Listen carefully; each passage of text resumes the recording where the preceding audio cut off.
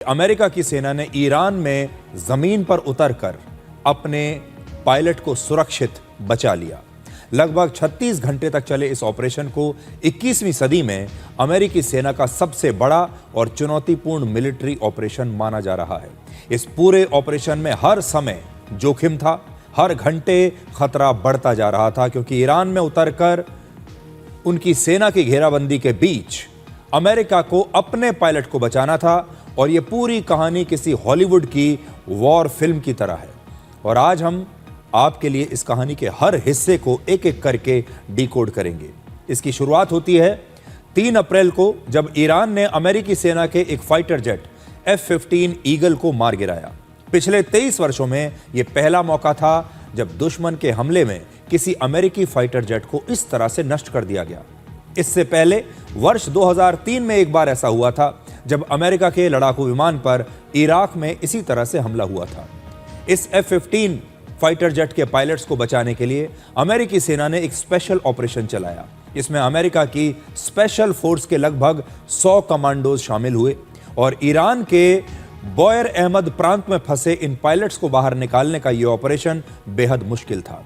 नक्शे पर आप देखिए, ये जो इलाका है, ईरान के नक्शे पर आप देख पाएंगे जो बौएर अहमद इलाका है, यहीं पर ये पायलट फंसे हुए थे और अमेरिका को ईरान की जमीन पर उतरकर अपने इन पायलट्स को बचाना था। और यह काम इसलिए और बहुत मुश्किल था क्योंकि अमेरिका की सेना के साथ साथ ईरान की सेना भी इन पायलट्स की तलाश कर रही थी, क्योंकि ईरान की सेना चाहती थी कि इससे पहले कि अमेरिका की सेना पहुंचे वो इन पायलट्स को बंदी बना ले। अमेरिका ने अपने 2 पायलट्स को बचाने के लिए 2 रेस्क्यू ऑपरेशंस चलाए।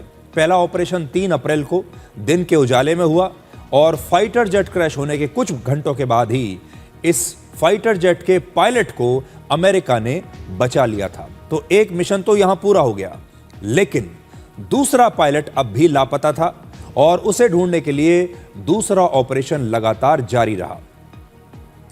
ईरान की सेना के हमलों के बावजूद लगातार अमेरिकी सेना के विमान और हेलीकॉप्टर्स अपने दूसरे पायलट की तलाश करते रहे और आखिरकार 5 अप्रैल को इस दूसरे पायलट को भी ईरान की जमीन से उन्होंने लिया और फिर वहां से बाहर निकाल कर ले गए। इन दोनों पायलट्स को एक बार में ही बाहर नहीं निकाला जा सका, क्योंकि F-15 फाइटर जेट पर हमला होने के बाद उसके ये दोनों पायलट्स अलग अलग इलाके में इस लड़ाकू विमान से इजेक्ट हुए थे। किसी भी फाइटर जेट पर अगर कोई हमला हो या कोई गंभीर खराबी आ जाए तो उसके पायलट्स अलग अलग और सुरक्षित तरीके से इजेक्ट करके एयरक्राफ्ट से बाहर निकल सकते हैं। और इस ऑपरेशन में भी इजराइल ने अमेरिका की बहुत मदद की।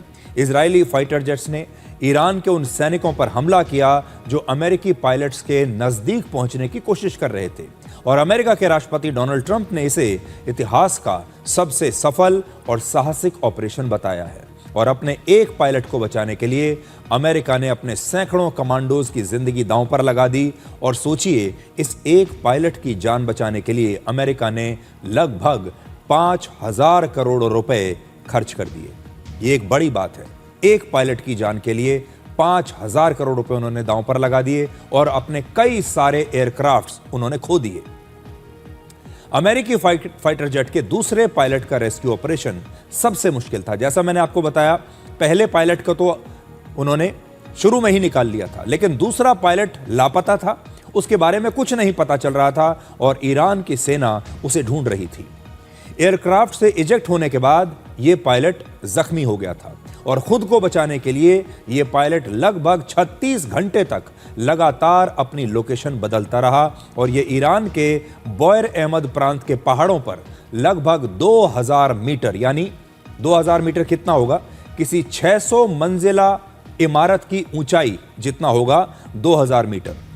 2000 मीटर की ऊंचाई पर चढ़कर वहां यह एक खाई में छिप गया। एक पहाड़ था, पहाड़ के ऊपर उसकी चोटी पर गया और फिर एक खाई में जाकर छिप गया।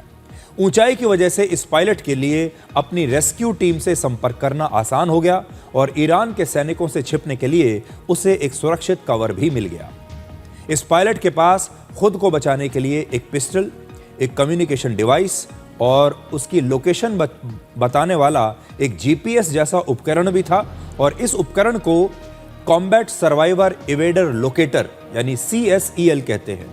यह लोकेटर सैटेलाइट से कनेक्टेड होता है और इसकी मदद से पायलट सीधे अमेरिकी सेना तक अपनी लोकेशन का सिग्नल भेज सकते हैं और रेस्क्यू टीम इसी सिग्नल की मदद से इस पायलट की सटीक लोकेशन तक पहुंच गई।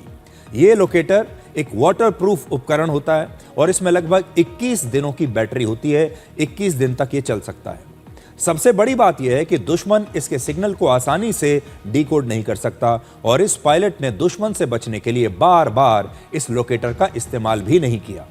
लोकेशन मिलने के बाद अमेरिका की सेना के एक MQ-9 रीपर ड्रोन की मदद से इस पायलट के चारों तरफ अमेरिका की सेना ने एक सुरक्षित घेरा बना लिया और इस घेरे में ईरान का जो भी सैनिक दाखिल होता था उस पर अमेरिकी सेना हमला करती थी और रेस्क्यू करने के बाद इस पायलट को अब कुवैत ले जाया गया है और इस पायलट का इलाज अब कुवैत के अस्पताल में चल रहा है।